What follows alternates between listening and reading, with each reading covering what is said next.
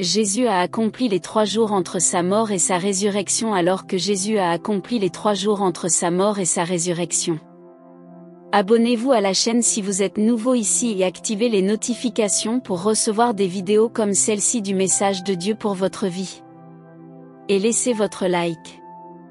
Les 4 évangiles de Matthieu, Marc, Luc et Jean rapportent tous que Jésus a été crucifié pendant environ 6 heures avant de mourir dans le passé. Au dernier moment, il a dit que les paroles immortelles sont terminées, enregistrées dans le verset du livre de Jean 19. Verset 30, il baissa alors la tête et rendit son esprit. Son corps ne resta que peu de temps sur la croix avant d'être démonté et enveloppé pour l'enterrement par Joseph d'Arimathie avec l'aide de Nicodème, l'un de ses disciples. 3 jours plus tard, son corps et son esprit furent réunis et il ressuscita des morts. Après sa résurrection, il se montra à ses disciples en commençant par Marie-Madeleine. Après cela, il monta au ciel. Plus étrange que beaucoup se soient demandé ce qui s'était passé dans les 3 jours entre sa mort et sa résurrection. Où est allé Jésus? Qu'a-t-il fait? Cet épisode tentera de répondre à ces questions. La Bible, en particulier les évangiles synoptiques, ne fournit pas un récit complet des activités de Jésus pendant ces 3 jours, également connus sous le nom de l'horreur de l'enfer ou de la descente aux enfers. Les évangiles de Matthieu, Marc, Luc et Jean se concentrent principalement sur les événements qui ont conduit à la crucifixion et à la résurrection de Jésus. La période entre sa mort et sa résurrection est plus enracinée dans les interprétations et les traditions théologiques que dans les récits bibliques explicites. Pourtant, nous pouvons la comprendre beaucoup dans la période importante.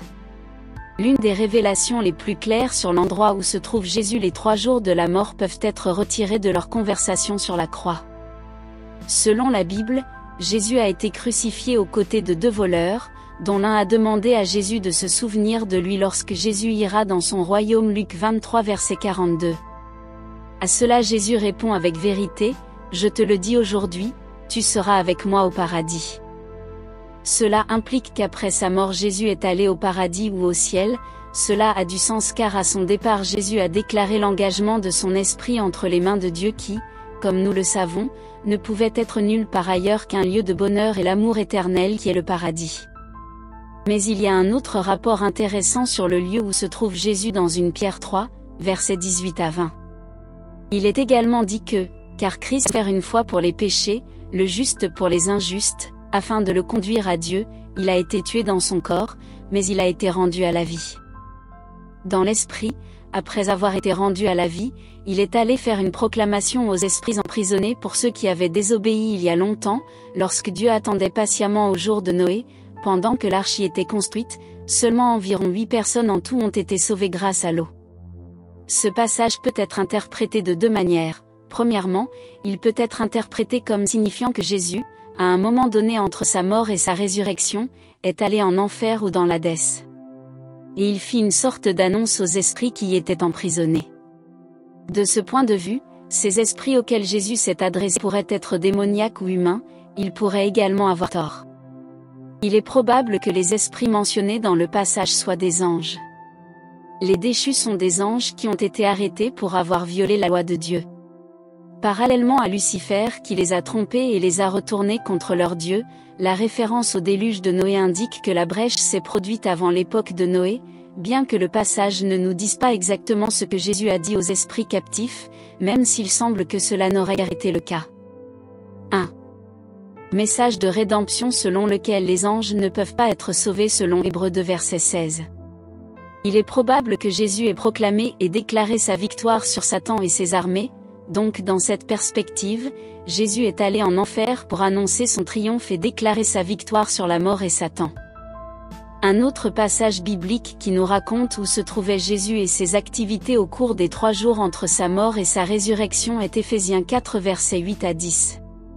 C'est pourquoi il est dit que lorsqu'il monta dans les hauteurs, il conduisit de nombreux captifs et offrit des cadeaux à son peuple.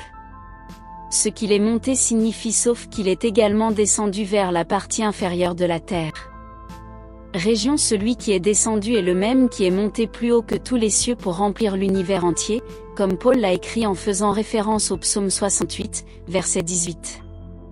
Lorsque Jésus est monté en haut, il a conduit de nombreux captifs. Cela est interprété comme signifiant que Jésus, après avoir assuré son salut sur la croix, a rassemblé tous les rachetés qui étaient au paradis et les a emmenés dans leur demeure permanente au ciel.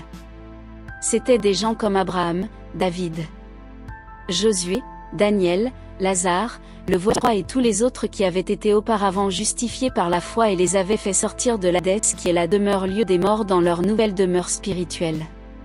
Une autre façon d'interpréter Éphésiens 4 est que dans les 3 jours entre sa mort et sa résurrection, Jésus a vaincu et mis en cage nos ennemis spirituels, à savoir le diable, la mort et la malédiction du péché. Il monta ensuite dans les hauteurs, c'est-à-dire qu'il revint victorieusement au ciel en tant que Dieu. Cette perspective s'appuie également sur Matthieu 12:40 qui dit comment Jonas fut 3 jours et 3 nuits dans le ventre d'un énorme poisson, puis Fils de l'homme ce sera 3 jours et 3 nuits au cœur de la terre. Enfin, il est important de noter que les détails de ce qui s'est passé exactement pendant ces 3 jours ne sont pas explicitement décrits dans la Bible et cela et diverses traditions chrétiennes ont des perspectives différentes sur la question, mais nous avons les propres paroles de Jésus sur ce qui peu importe ce qu'il a dit aujourd'hui, tu seras avec moi au paradis. Cela nous donne la certitude de dire qu'il est allé au paradis après avoir proclamé sa victoire sur la mort et achevé son œuvre de rédemption. Merci d'avoir regardé, faites-moi savoir ce que vous pensez de la résurrection de Jésus dans les commentaires, je serai heureux de vous voir commenter. Abonnez-vous également et activez les notifications pour recevoir plus de bénédictions de Dieu dans votre vie. Si vous l'avez aimé, laissez votre like et partagez cette vidéo avec votre famille et vos amis. Car ils seront bénis par Dieu. Amen. Que Dieu te bénisse.